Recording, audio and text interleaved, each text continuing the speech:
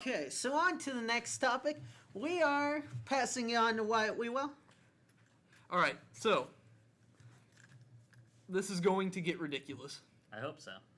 I hope so. Let's have a good discussion. Let's hope this gets ridiculous.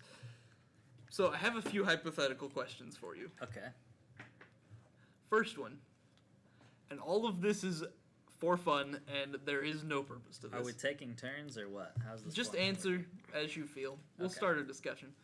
Would you rather have to fight one horse-sized duck Or 100 duck-sized horses. or 100 duck-sized horses?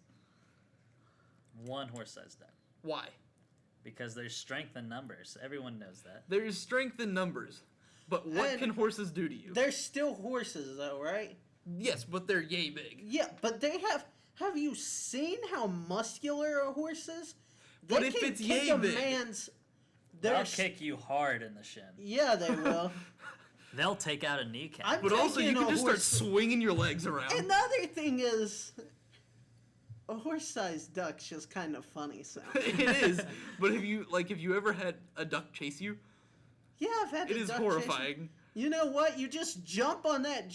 That horse-sized duck is gonna have bad peripheral vision Yeah. because of its eyes. So you just get around it, get on its neck, and take it down. Yep.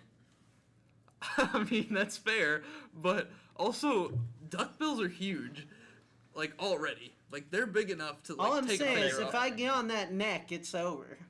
I don't know if you do, but What's if the duck we gonna do, do once you get on its neck? Nothing. It's gonna swing around, and I'm gonna stab it with something, and then eat it for Wait, dinners. hypothetically, are we all fighting one? no. You turn the corner, So we. and there is either a herd of duck-sized horses or a horse-sized duck charging at you. Which Okay, one would you Are prefer? we But are we okay? Are we like in a city where people? You can are in see? an arena with nothing but the Oh, duck okay. and you, or the horses and you. Okay, so there's people like probably betting to see who's going. to Yes, no weapons.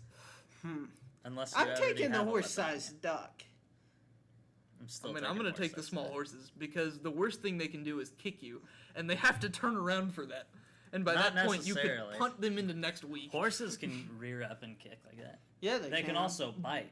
They can Horses- bite, but if their mouth is yay big, Imagine, Dude, no. imagine standing A baby pony in the middle of a bit- mob of duck-sized horses. They're going to be biting if they're really fighting you, and they know that they're fighting you. They're going to be biting Have you you and ever kicking heard of you. a miniature pony? yes, they're terrifying. So mean. So Like mean. one bit me once. I had a gigantic bruise. I'm This just is saying, ridiculous. Like, there's no competition. I am taking So you're taking the duck as well? Yeah, ducks. the duck, obviously. Or whatever.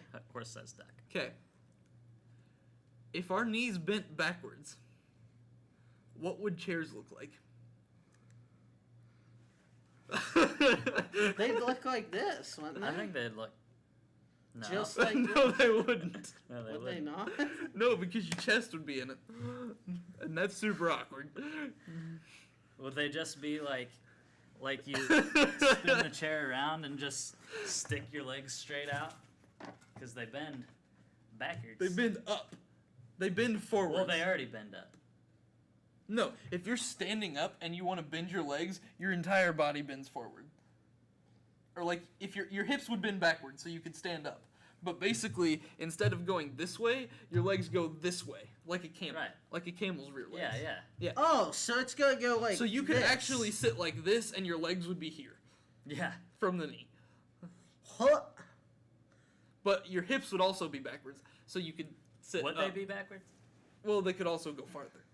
I have no idea what they'd look like. Ridiculous. I mean- mean, stool? I maintain that you could have your legs straight out. Oh, you could have your legs straight, but you couldn't put them down.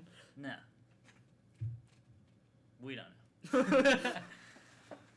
Someone give us a drawing of what a Someone backwards tell leg us, chair would look like. What do you think a Man from backwards New chair Zealand. would look like? Give us a drawing of a backwards chair. Australian people. Yeah, you got this. Yeah, you're backwards, right? Isn't that how that works? They're from down under. the southern They're hemisphere. from Their the knees are down backwards. under. The kangaroos have those, Yeah, what do kangaroo chairs look like? yeah. Is that a thing? Kangaroo chairs probably look like normal chairs. Also, tell us, are we being offensive, or do you still like our Hey, content? you do know you what even you like should our do? content? Send us some shrimp from the Barbie. Next. Okay. You imagine you're in the library, and you find this book. You know where this is going. That seems fairly interesting. So you pick it up and start reading. And you realize about halfway through, not halfway through, It's a quarter book of the way about your through, own life. it's a book about your life. You get to today. Do you turn the page? No, you close the book, you put it back on the shelf, and you walk away. That's what you would do? 100% of the time. Would you do this? Yes. You would turn the page? No, I wouldn't turn the page. You would I put would it do. back. I would do what he said. Because it would be Close super it. cool to know. No, yes, it wouldn't. but the caveat is if you turn the page and see what's going to happen, you can't change it. You can't change it. Period. Basically, the idea is if you stop where we are right now and don't turn the page, you still have freedom of choice to Kind of. to write your own story, essentially. Do you guys know about Schrodinger's cat? Yes. The theory that, garbage, what is it? You put, You put a cat in a box with dynamite, but this dynamite may or may not be live. Basically, you string the dynamite to two boxes. yeah, I explained this to my grandma. You basically, no, That you doesn't put a mean- cat, He was no, explaining here's it. what it is. You put a cat in a box, and you leave the box for an unspecified amount of time. I prefer dynamite. Theoretically, if you open the box, until you open the box, the cat's still alive. But when you open the box, No. The original Schrodinger's cat mind experiment it had to deal with, I think, a chemical property and a bomb attached to, like some It was isotope. a half-life or something. Yeah, it was an isotope that may or may not, at any given moment, like a 50-50 chance, explode the bomb. The question, or not explode the bomb, but, Basically kill release the a cat. toxin to It would kill kill the the cat. cat. Because if the bomb exploded, it would ruin it.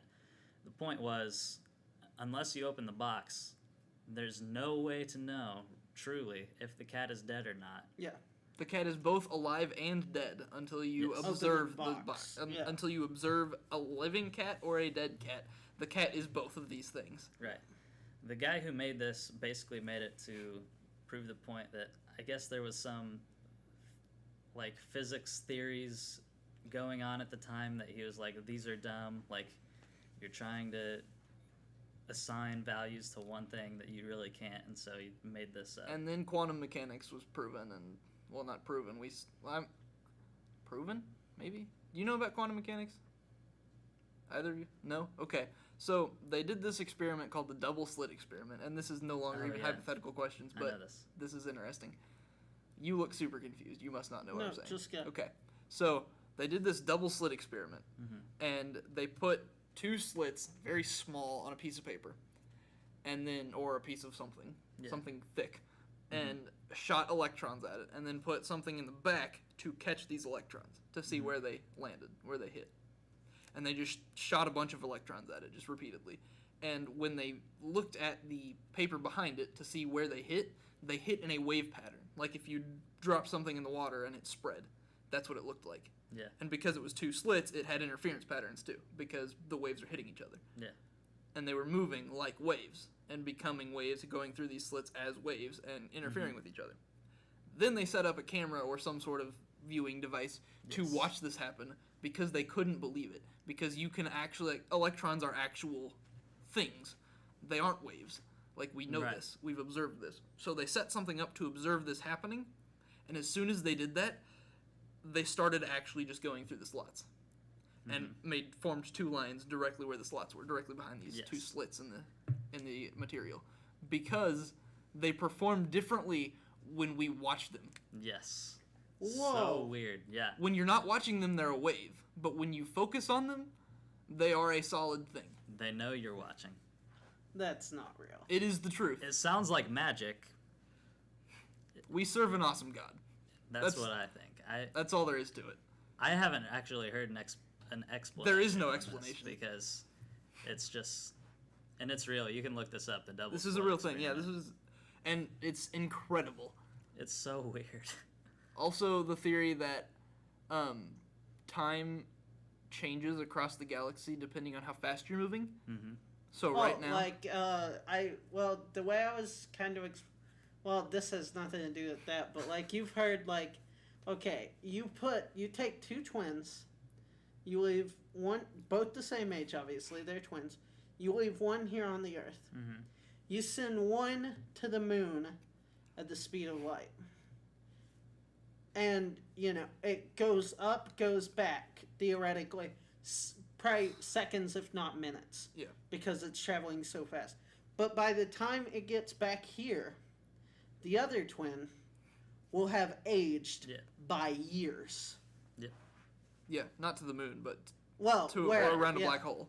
Because you age less quickly, apparently, the faster you go. Yeah. Which also corresponds to, say there's an alien race on the other side of the universe. And while we're sitting here, they are also in the same year, the same time, which, I mean, their years are different. But they're in it is the same time there, universally. But as soon as we start walking back to our dorms, it becomes years in the past. Hundreds of thousands of years in the past, there simultaneously as to here, because we are moving faster. Don't know why. But that's I mean, that one hasn't been proven, but it's fascinating. I don't know. Yeah, I've heard a lot about that. I have a hypothetical question if you're out of them. Do it. Okay. I have more, but This is a popular thought experiment called the runaway trolley experiment. Have you guys heard of this? I have not. Okay, so imagine, I might have. and you kids at home can play too, and Australians. Because they're not. They're not at kids. home. Imagine there's a train track, and say you're walking along said track. It splits into two other train tracks. Don't walk along train tracks. Don't be dumb. Well, I've done Continue. it before. Be safe about it. okay. Yeah. So you're Pay attention. looking at this train track, and it's going, and it splits into two.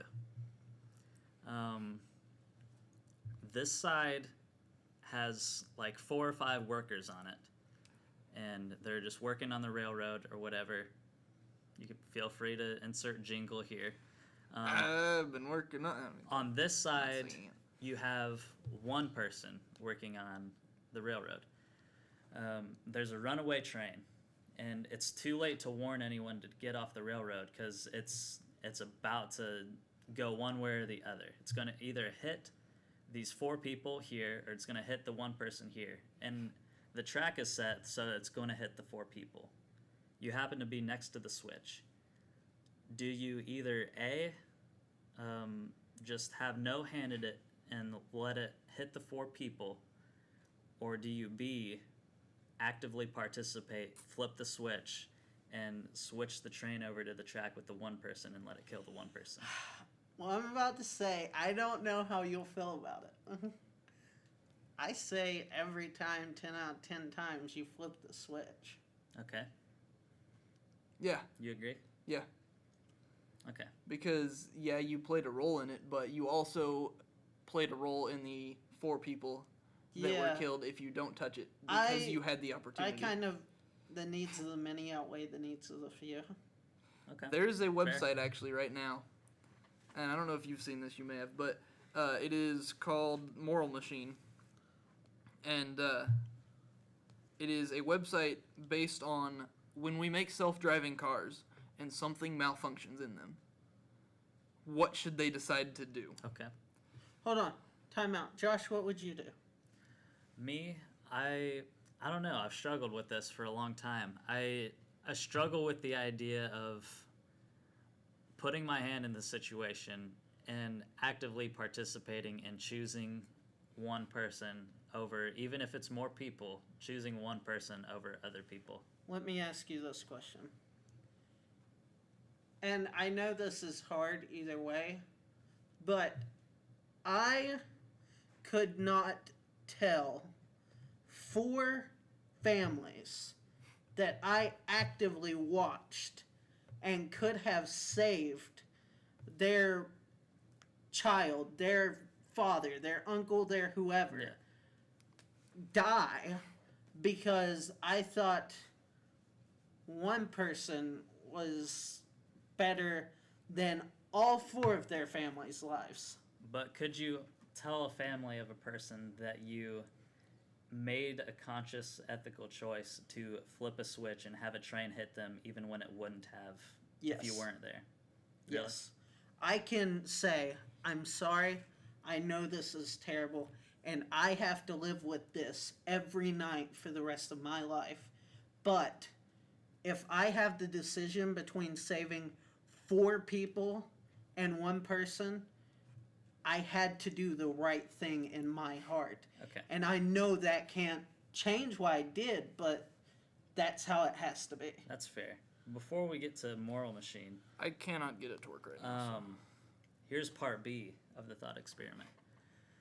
Same situation with the train track, except this time you are on a bridge above the train track. It is you and a very large person who, if they were on the train track, could stop the train and derail it by mass alone. And you see it's going to hit 4 people. Do you push the very large person over the rail of the bridge, allowing them to land on the train track and derail the train, or do you let it hit the 4 people? It's the same answer. Really? I'm pushing that guy. If you knew 100% that he 100 would like, stop it. 100% sure it's going to stop it. Okay. Well, But if you aren't 100% no, because sure, I would do it because I have to know that I at least tried. but trying by taking somebody else's life Yeah. and then failing. See, this one's different because it's not choosing the lesser of 2 evils. It's choosing, okay, I'm making this decision to actively kill 1 person. You know what I would do in that situation? I'd jump over to the other train track and just... Because that's a pretty hard choice. Anyway, so there's this website called Moral Machine, and it gets a little ridiculous, I'm not going to lie to you, Okay. but they've basically set up, there are self-driving cars now. Yeah. Already. When these things go wrong, when brakes go out, what do we like? They have to be programmed to kill, is what they're arguing. That they have to be programmed to kill because if you're speeding towards a crosswalk, and people are in this crosswalk in a busy city, you have to decide who to take out, basically, because you can't crash through a building. Because that could end very poorly by taking down the entire building if you hit it hard enough, Right. if you're at a high enough speed. But you can't really stop because, brake malfunction or whatever. Exactly. What are you trying to say? You know what I would say about this? I think the people that make these cars aren't going to be idiots, and that there's probably still going to be some sort of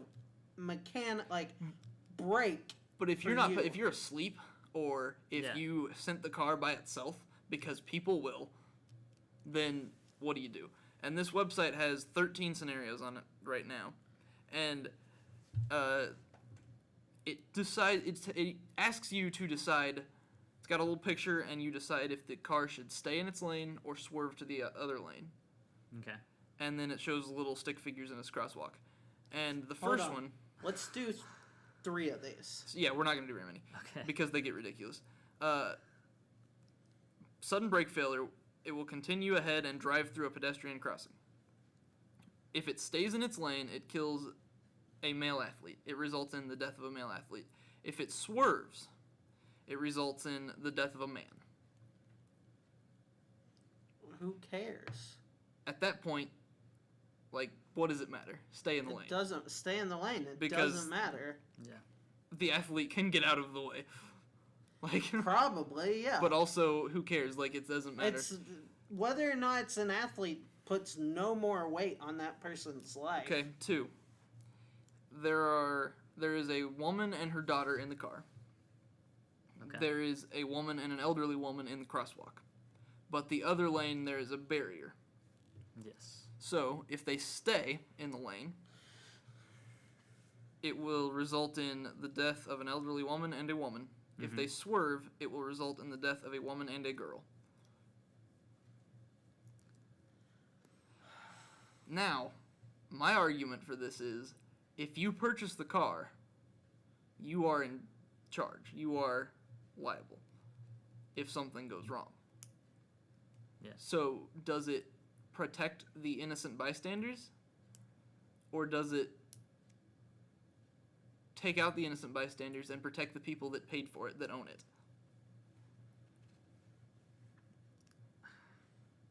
I feel like Who's the owners?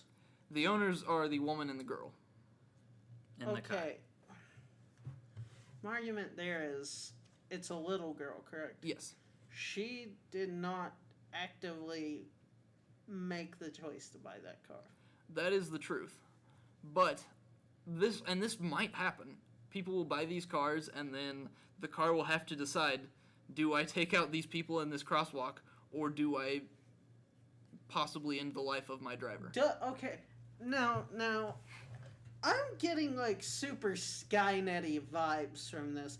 Like, are these sentient cars that are like thinking, oh, I must choose between these lives? Well, the point Yeah. isn't the point really isn't that the cars actually will be programmed with this sort of thing, although they might.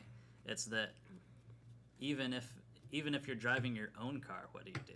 Like if you're driving manually, do you take out the woman and the grandma, or do you take your own life willingly to hit the barrier and your kid's life in order to save two strangers? Here's what I will say about this.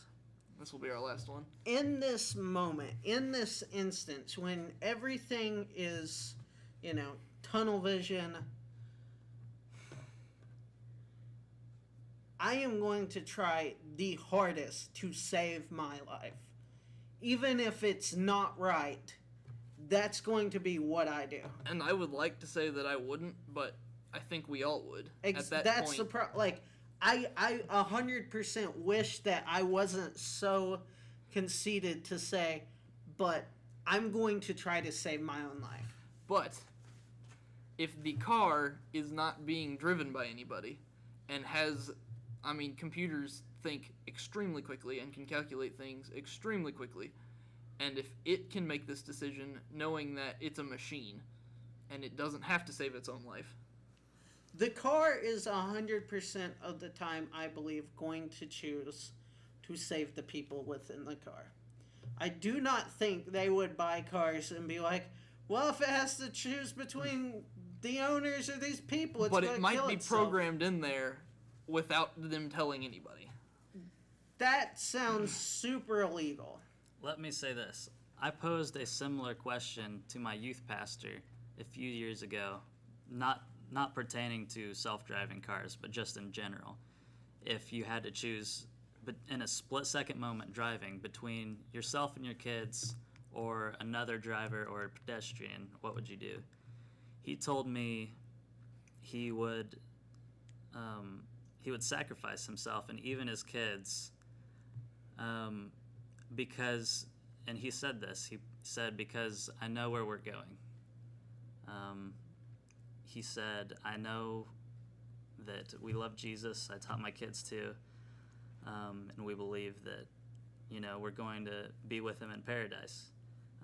He said, you don't know about those people. You don't know about the other person. And so Exactly. you gotta spare their lives, just in case. So that's what he said. I don't know. That's fair. And in the moment, it's you don't have time to think about No. the moral ethics of it. You You don't. just do one thing or the other. So it's really hard saying, but that's good stuff. That's all I've got. All right, well, it's been a while. It has been a Yeah. while. Um, A good bit. So, just because this is kind of weird, I know this wasn't normal. I didn't have a topic this week. Zach left. He's sick. He's not feeling very good. So, I haven't done my topic. The building's about to get locked up anyways. So, we're going to go ahead and get out of here, guys. Sorry, I know the episode's not actually short because our topics were longer, But I'm We could sorry split there's something. going to be a day without video.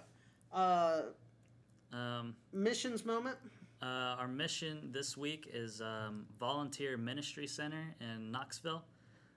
They are a Knoxville-based interfaith agency founded by volunteers in '87. They help homeless people, not just temporarily. They try to connect people with long-term homes. You know, they try to walk them out of poverty, basically. They have, I think the coolest part is they have a dental center. They have like an on-call dentist and, you know, dental equipment and stuff that they can bring people in and just do like super cheap that's nice. or free dental work, Yeah, that's which is super nice because if you're in poverty, you don't have access to that. And that's plain and simple. That's the thing, right? Like, it sucks for them a lot because, you know, your mouth is something that like people look at a lot, Yeah. and they make, you know, your brain even instinctively kind of makes first, second impression judgments just based on like how your teeth and your overall appearance in your face looks. Yeah, studies show it's way harder to get a job if your teeth are crooked or rotting out or even just a little yellow. It's harder to get a job than if you have like perfect white teeth. So Yeah. these people are helping people with that, and that's awesome. Like I said, it's Volunteer Ministry Center. Their URL is VMC Incorporated, VMCINC.org. So if you want to check them out and work with them, or just research them and see if you want to give to them, I think that'd be great. Link in the And description. yep, we'll leave a Yeah. link in the description. So real quick, remember we have Twitter at Offscript Media. We have Facebook at offscript.m. We have a WordPress, which is Offscript Media, Look for the 2K review. It's going up soon. It's done. and all this other stuff. Obviously, YouTube, which I'm assuming you watched it here, because we don't post We are anything only anywhere here. else. So, as always, guys, thanks for tuning in. Leave a like, comment, subscribe. It helps us out. We have some other stuff coming up in the future. We're working on. So just remember, stay tuned and stay classy. Bye, guys. See ya.